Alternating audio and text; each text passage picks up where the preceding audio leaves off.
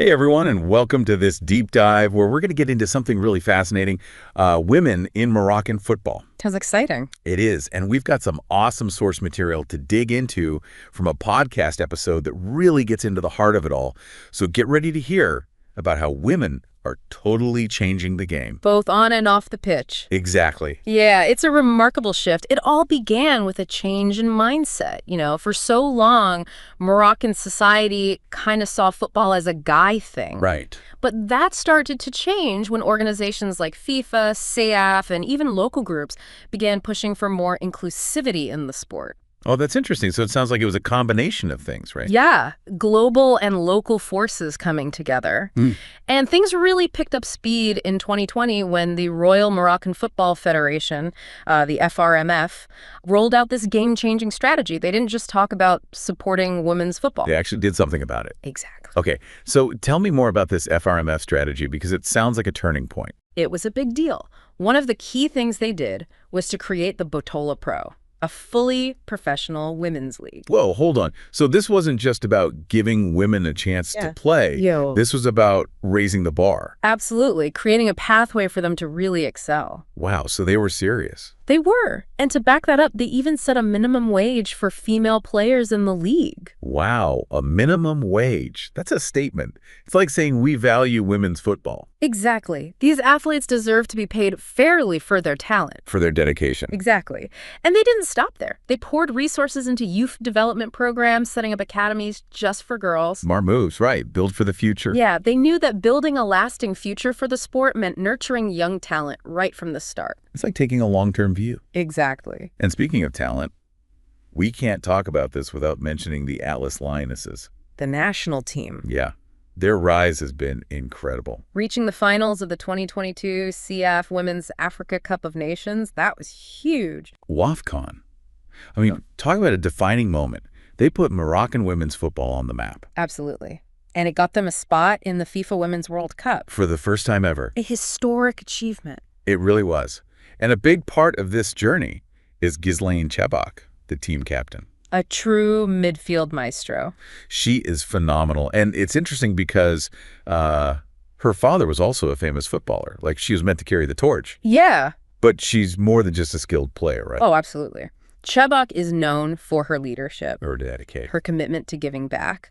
She's been a vocal advocate for encouraging girls to get into football. She's even organized clinics in underprivileged areas. Making the sport more accessible. That's incredible. Yeah. And her impact goes way beyond Morocco. Winning the Best Player Award at WAFCON, that sent a powerful message to young girls all over Africa, all over the Arab world. It's like saying you can achieve anything. Representation matters. Seeing someone like her succeed on that stage, it sparks something. Definitely. But this wave of interest, it's not just about the players. It's spreading to the fans, too. You see this huge cultural shift in how Moroccans view football. It's not just a man's game anymore. Families, women, girls, they're all packing the stadiums to cheer on the Atlas Lionesses. You're right. It's not just anecdotal either. I mean, there are actual numbers showing a massive increase in women attending matches. Seeing stadiums filled with women and girls passionately supporting their team, that's a powerful image. A visual symbol of progress. Exactly. And it creates this positive feedback loop. The more women you see in the stands, the more accepted and encouraged they feel to participate, whether as players, coaches, or fans. Wow, it's incredible to think about how far things have come. We started talking about FIFA and CARCAF, and now we see these changes in attitudes and behaviors. It's like a chain reaction of progress. It really is. Yeah. It shows you the power of sport to drive real social change, to challenge those old ingrained norms. But let's get back to the FRMF for a second. They haven't just focused on the pro level and the national team. Right. They've also really invested in grassroots development. They realized that to create a lasting future for women's football, you have to nurture young talent at the community level. It's all connected. Yeah. And they've set up academies for girls, like the National Center for Football in Marmora. Tell me more about that. It's an amazing facility, top-notch coaching, and access to great education. They're not just developing athletes, they're developing well-rounded individuals. A holistic approach. Exactly. And they're working on similar programs in other parts of Morocco, making sure girls from all backgrounds have a chance to play. And I read that one of their goals is to have 90,000 registered female players by 2024. That's ambitious. Ambitious, but achievable. It shows their commitment to making football accessible to girls across the country. It's amazing to see Morocco embracing this. But are there any criticisms of this approach? Like concerns that this rapid growth might be overshadowing other areas? That's a good question. And yes, there are some concerns. Some people argue that the focus on elite programs and the national team might be taking away resources from those grassroots initiatives. Right. Or that the pace of change is a bit too fast for some parts of society to fully get on board with. So finding that balance is key. Promoting excellence, but also making sure the benefits are shared fairly. Exactly. And it's a challenge the FRMF is aware of. They're always evaluating their programs, making sure they're meeting everyone's needs. It sounds like a work in progress. It is. And while challenges still exist, the progress they've made in such a short time is amazing. They've become a model for other countries. Really inspiring stuff. Yeah. But this is just the start. We're about to take a closer look at Morocco's impact on the world stage and dive deeper into the human stories. So stay tuned. There's a lot more to come. I can't wait. It's been amazing to see how Morocco's efforts haven't just changed things within the country, Right. but they've also earned global recognition. It's like a ripple effect. Exactly. FIFA and CAF have both said that Morocco is a prime example for developing women's football in Africa. Yeah, they're praising their approach and their dedication to creating a lasting environment for the sport. Yeah. And them hosting the 2022 WAFCON was a huge deal. Oh, absolutely. It wasn't just about showing off the tournament. It was about cementing their spot as a leader in this movement. Exactly. Hosting the WAFCON sent a really strong message to other African nations. This is important. Yeah, a message that investing in women's football can have a huge impact. Not just on the sport, but on society as a whole. You got it. I imagine it also gave them a chance to connect with other countries and share ideas. You're right. It was a perfect chance for exchanging knowledge, for building those partnerships, and for creating that feeling of unity among countries that want to see women's football grow. And what about the impact on young girls across the continent? Seeing women from their own region competing at such a high level must be so inspiring. Representation matters.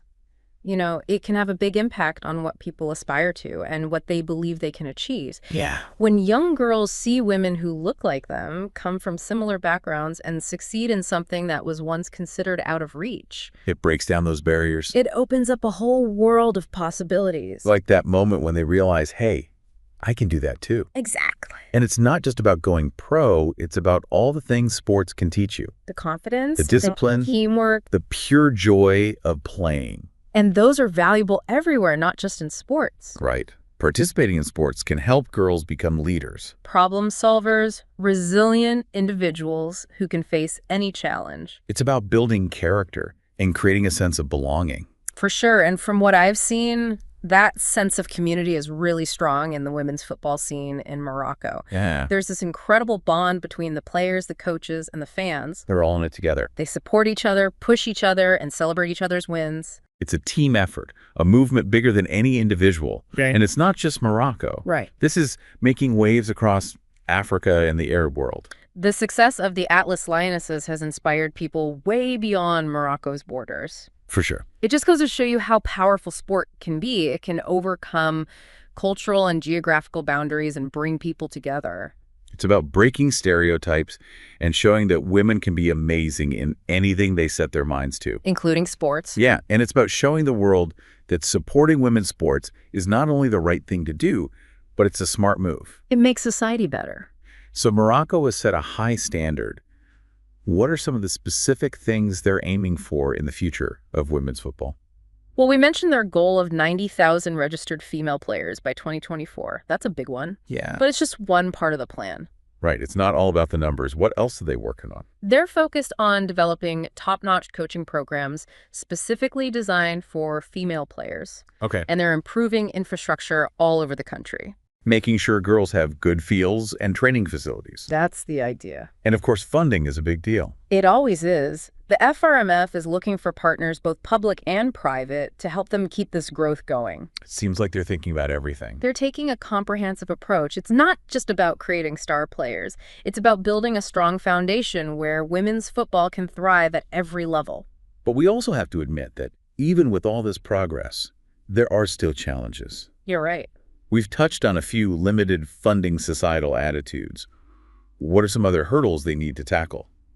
One of the biggest is making sure everyone has equal access to resources and opportunities. Especially girls in rural areas. Yeah, while they've invested a lot in cities, there's still a gap to bridge. So it's about spreading the benefits of this movement everywhere. Exactly. Not just to those who are already privileged. Right. Another challenge is changing those deep-rooted societal beliefs about women's place in sports. Yeah, I mean, even with all the progress, some families or communities might still discourage girls from playing football. It takes time and effort to shift those mindsets. For sure. It's about education awareness campaigns and showing the positive side of sports for women and girls. And that shift needs to happen not just within families, but in schools, communities, and the media.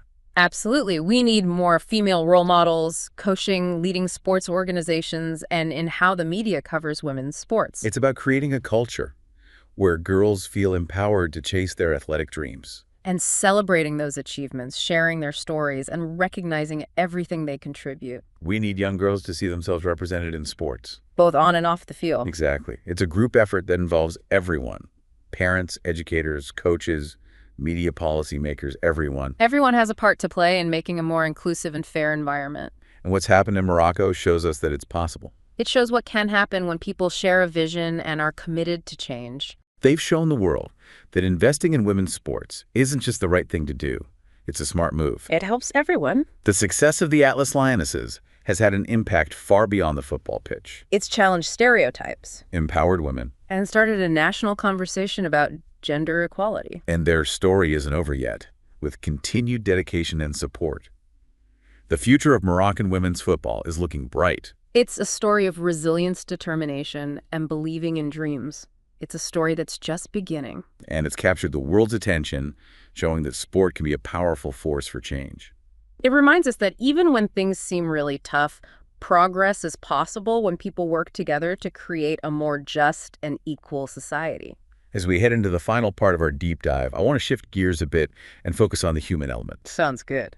We've talked about the strategies, the investments, the global impact, but it's the personal journeys and individual stories that really bring this movement to life. I'm glad you mentioned that. It's important to remember that behind all the numbers and headlines, there are real people whose lives have been touched by all of this. So let's hear those personal stories, explore the feelings behind this movement, and hear from the women and girls at the heart of it all.